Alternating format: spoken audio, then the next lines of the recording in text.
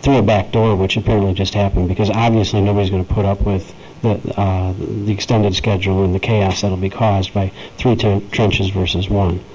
So let's just talk this through. I don't want my no vote to have accomplished what I was trying to accomplish that way. It's not right, not fair, and that's what I'm going to reconsider. I'm not trying to pull a fast one here. What I'm trying to say is, let's go through these numbers again. First of all, I'm not comfortable with spending $59,000 to design something that the only additional thing I think we're designing is some conduit to go to each of the trees. And why can't you? I ask it again. Why can't you use one of the 3 trenches? I mean, what are we really getting designed? The conduit that we're going to buy and put in? I mean, Joel, I guess now we're going to get technical. Please help. Yeah, there's other ramifications. There's utility review at Illinois Department of Transportation for State Highway 38. Responses the designers have to make as they understand what DOT will allow or approve in their right-of-way. The so this is 38 and Locust? I thought we were just talking about Locust. The lighting of each trees. So we're extending this to handle both phases of the project. Okay. Mm-hmm. So it's not just the Locust 3 holes. It's Lincoln Highway as well. We put an electrical conduit to each tree in Lincoln Highway. The DOT needs to review and sign off on that. Yeah. So that's part of this $59,000. Yes. So the thoughts we're having are that this was only had to do with Locust and the 3 utility companies. It was actually more than just that.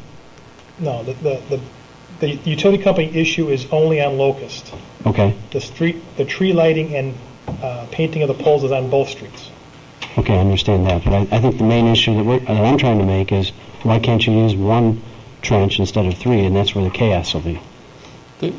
We're suggesting we use 1 trench instead of 3. But we need the engineering design to do that. The utility companies. But why do we need the engineering design? All you have to do is just use 1 of the trenches. No one utility will take on the leadership of a design by their forces that will serve for the other 2 agencies. So the city of DeKalb is taking that on by doing this. We're using their specs, and we'll coordinate to the point that they talk to each other through our consultant, and we'll have minimal terms on how to separate their utility from the other in the same common trench. I mean, I can add to Joel and to the city's dilemma from years of experience in trying to work with multiple utilities out there. It's like pulling teeth, if not worse, and to get cooperation is quite difficult many times. And granted, you may think you're doing work for the others, which we probably really are, but in the long run, the client, the city, is going to benefit from that coordination efforts and taking sort of the bull by the horn and running with it. It'll be much more expeditious in completion, and I'm certain much simpler overall in aches and pains that everybody would suffer if you allowed them to go their 3 separate ways on it. So I don't understand likewise why we're even discussing and micromanaging this to this point, that we should just abide by the planners, the designers, the people that have the knowledge and the expertise out there, and they're showing that there is a benefit to it, and there's probably going to be more benefit to it when you get the bids in and you know what your final numbers are, as well as the amount of disruption or less disruption out there. With regards to the street lighting or the tree lighting, I mean, there again, in the long term, you're going to benefit by having those electrical receptacles right there, not having to redo that on a temporary basis each and every year when you want to decorate the trees when they become mature enough to have lights on them, and to be able to do that aesthetic type of lighting that the people want to see out there. Like I said earlier, granted there's an additional cost to it. I'm not enamored with withstanding the additional engineering costs, but it is costs that are at least I believe, are real and true and are needed out there. So I still would support going with the staff's recommendation, and I beg the others to reconsider your vote and go likewise. Dave, you've spoken already. I think can we get some of the other, and we'll come back for a second round. Mr. Gallagher. Yeah, I would, on this one particularly, I think that I would work off of the email that came through on January 12, 2010 by Steve Neighbor from Baxter Woodman. that specifically says, I don't think the files need to be AutoCAD or MicroStation. I think we can work with whatever the utility companies provide us, and the accuracy scale of information, the information will depend on whatever the utility companies provide us. See, that's what I'm looking at. I'm viewing it from the standpoint that we can use our own engineering department to engineer this and take care of the 3 trenches down to 1 and do the same type of job that Baxter Woodman is going to do, which is to say, hey, let's put these things all together. So I have no problem in the confidence that I have in our own engineering department to handle this versus hiring an ancillary consultant to redraw some plans that have already been drawn up. So that's where I'm at. That's where my big concern on $60,000 is. I think the project's great. I want to continue forward with the project. I'm just tired of additional consulting fees all the time. Thank you. I have faith and trust in our engineering department also, but they're civil engineers, not electrical engineers.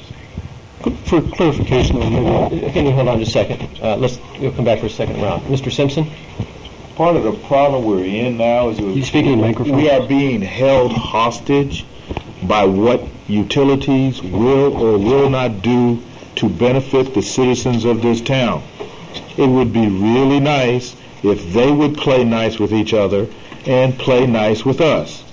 They never have. I can't imagine they will. And I also think part of the council is being held hostage to some of the prejudices that some of the council members have any time an expense for an engineer comes up. It's like, what do we need these engineers to do? Don't we have engineers that work on the city? Well, yes, we do, and as Mr. Bernanke just immediately pointed out, yes, we do, but not these particular kinds of engineers. So we're held hostage to our attitudes about engineering payout, and we're held hostage to the fact that these utilities are not going to help us. And so I read the email that Councilman Gallagher read in an entirely different way.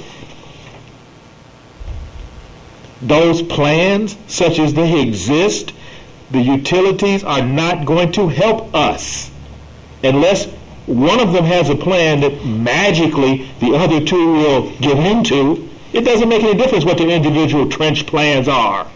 You can't fold one of their trenches to magically include the other two.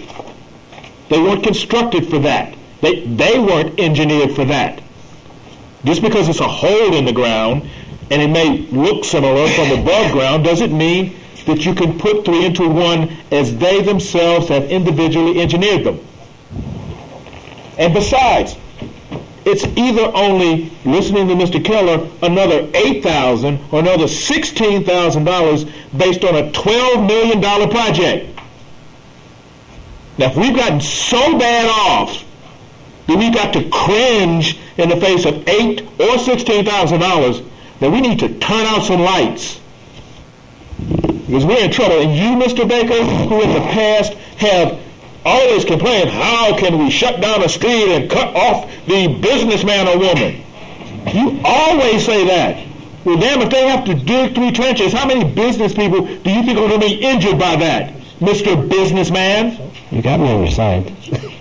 You voted no. For a different reason. That's why I'm trying to straighten this out. Are you really? Yep. Okay. Let's stay civil here. I need to put something in there. Let's Mr. Terzinsky, and we'll all have an opportunity to speak. Mr. Terzinsky. I guess I haven't changed my mind. And I know it's very difficult, again, working on this thing, knowing the timelines and the projects aren't identified here is what the benefit is to this process. But I'm concerned about a systemic problem of delivering the maximum output at the end of this construction cycle to get this project done.